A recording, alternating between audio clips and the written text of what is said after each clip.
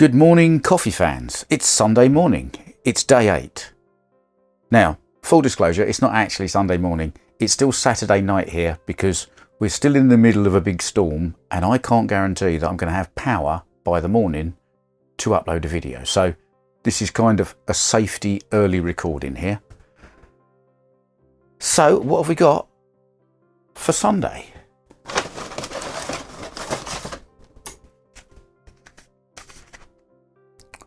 Roma.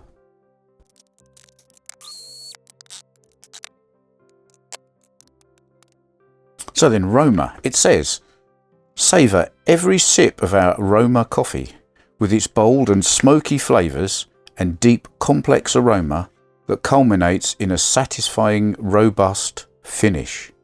Oh, matron. We'll see how that goes then.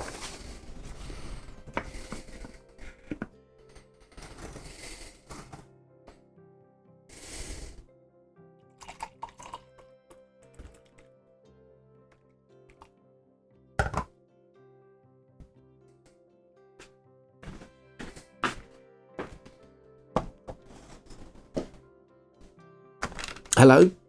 Right. Roma, bold smoky flavours.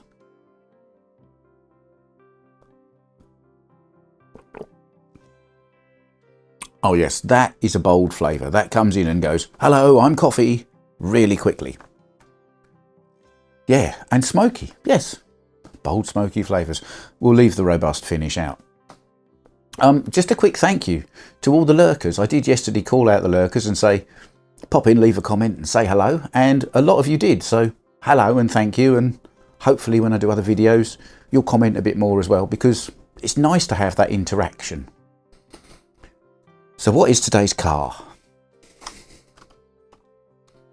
It's my other 1/24th car, and it's the BRM Haribo Simca. So the Haribo Simca was bought for me for my birthday at my request by Mrs. Slottar, because I'd already got the 1/24 car in the BRM Escort and I wanted a second one to race against it. And when I saw this one sort of down in the depths of Pendle's catalogue of, you know, cars we've had kicking around for a while probably, I saw this one, and you know, if you watch this channel you know I love Haribos quite a lot, probably too much. And I was 52 this birthday, so it was the perfect thing to get me for my 52nd birthday. And Mrs. Slottar promptly obliged. And this is another interesting car. Yes, it's the same two-part chassis as the other one because it's a BRM, and a BRM is basically a big Revo slot, so these things will all look familiar.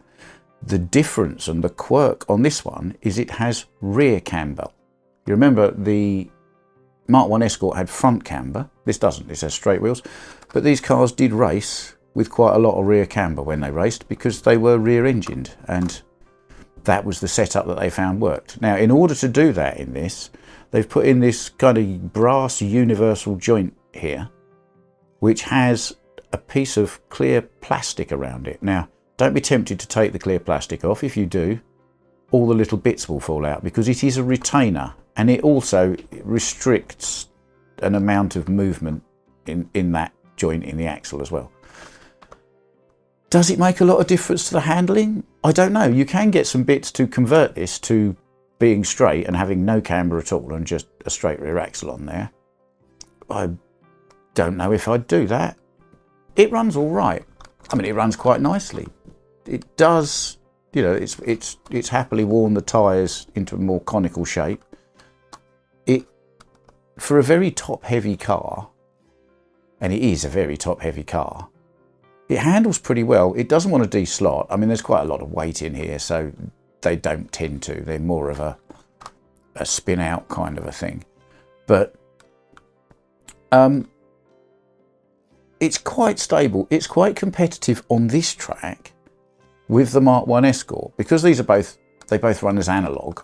Although there is space to put the Carrera digital chip in, but because they both run as analog and this track is shorter on this lane than it is on this lane, not by a lot, but by about 2%, this car hangs on and is much happier, believe it or not, in the outside lane and the Escort on the inside lane, and they do run comparative laps. My friend Ian came round a while ago in the summer, and we ran this car and the Escort. I ran this one, he ran the Escort. We ran them, and we did laps and laps and laps side by side round every corner. It was real fun. I wish I'd filmed it.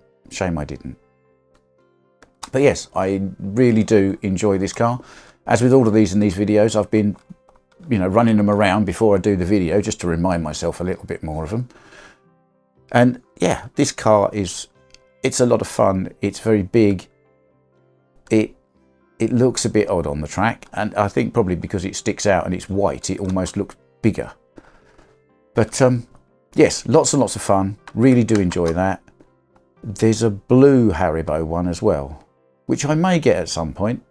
But they do a number of these kind of small sort of Eastern Bloc saloon cars, and I've got a bit of a thing for those. So yes, I think there might be more 124 BRMs of this ilk in the future.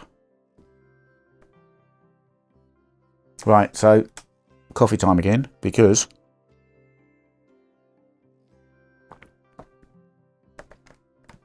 it's time for Mrs. Slottar's Christmas joke.